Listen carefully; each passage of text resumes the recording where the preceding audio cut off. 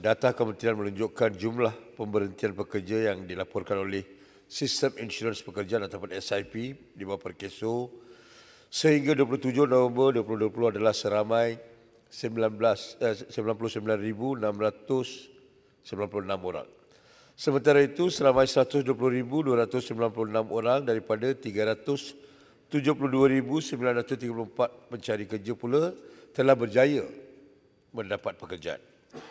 Negara telah melalui 7 bulan Perintah Kawalan Pergerakan PKP bagi membendung penyebaran pandemik COVID-19 sejak 10 Jun 2020. PKP pemulihan telah membenarkan lebih banyak sektor ekonomi beroperasi walaupun perniagaan tidak dapat beroperasi pada paras optimum.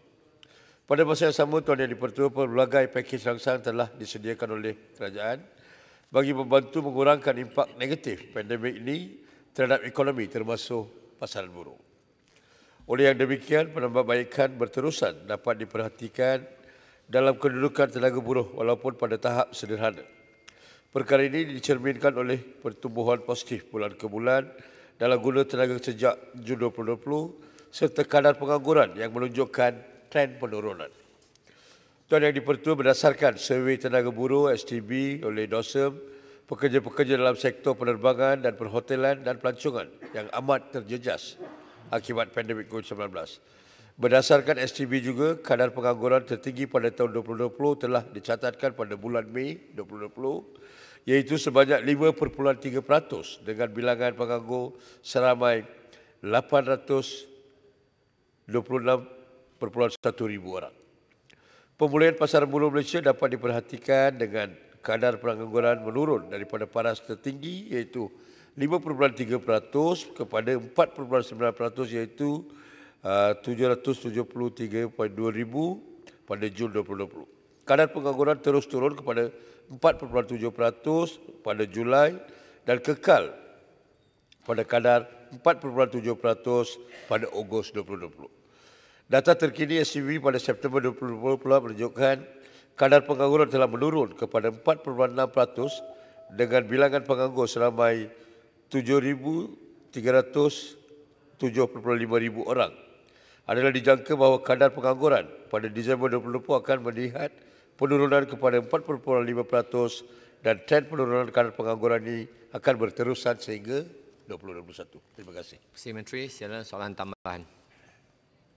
Terima kasih Datuk Yang di-Pertua. Terima kasih atas jawapan Yang Berhormat Menteri telah menyatakan kadar pengangguran ini semakin menurun dan dijangka terus menurun untuk Disember sehingga 4.5%. Sebagaimana yang diketahui umum, akibat daripada pandemik COVID-19 ini, banyak syarikat telah ditutup dan mengakibatkan pekerja-pekerja terpaksa diberhentikan kerja. Begitu juga apabila kerajaan telah pun mengumumkan pakej di bawah penjana yang mana terdapat subsidi upah tetapi masih ada syarikat yang terus memberhentikan pekerja. Apakah langkah yang telah diambil oleh pihak kementerian untuk membantu mereka-mereka ini yang telah kehilangan kerja ini agar dapat kembali mendapat pekerjaan? Terima kasih Datuk Yang di-Pertua. Sila Menteri, 1 minit. Tuan Yang di-Pertua, kita lihat kita berada dalam satu keadaan yang cukup luar biasa dengan krisis ekonomi, krisis kesihatan dan sedikit sebanyak krisis politik di sana dan sini. Maka dengan keadaan ini, pencapaian yang kita capai daripada 5.3% ke 4.7% adalah satu angka yang cukup luar biasa dan memang satu inisiatif kerajaan yang begitu teratur. Kalau kita lihat perkara ini, kerjaan ini bermula daripada inisiatif-inisiatif yang telah diambil oleh kerajaan, mulai daripada program ERP, program pengakalan pekerja, di mana di peringkat awal PKP, apabila kita lihat kita kerajaan sedar majikan dah mula minta pekerja mengambil cuti tanpa gaji, dengan serta-merta kerajaan telah mengumumkan pelbagai program bermula daripada ERP, program mengekalkan pekerja, di mana kerajaan bayar mereka yang telah diminta ambil cuti tanpa gaji sebanyak RM600. Dan seterusnya kita memperkenalkan satu lagi program subsidi upah, di mana apabila syarikat-syarikat tidak dapat berteruskan operasi, kerajaan telah membantu membayar gaji RM1,200 kepada majikan supaya majikan terus kekalkan pekerja tersebut.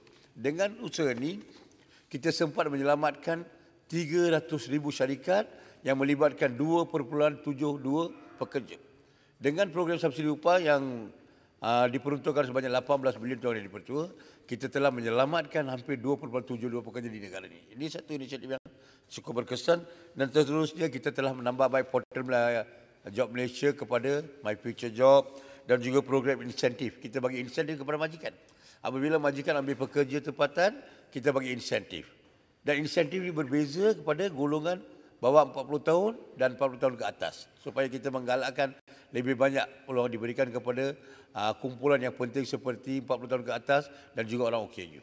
Dan ini adalah inisiatif-inisiatif yang telah diambilkan oleh pihak kerajaan yang telah menyelamatkan warga kerja dan juga sempat menurunkan kadar pengangguran daripada 5.3% ke 4.6%. Terima kasih. Terima kasih, Menteri.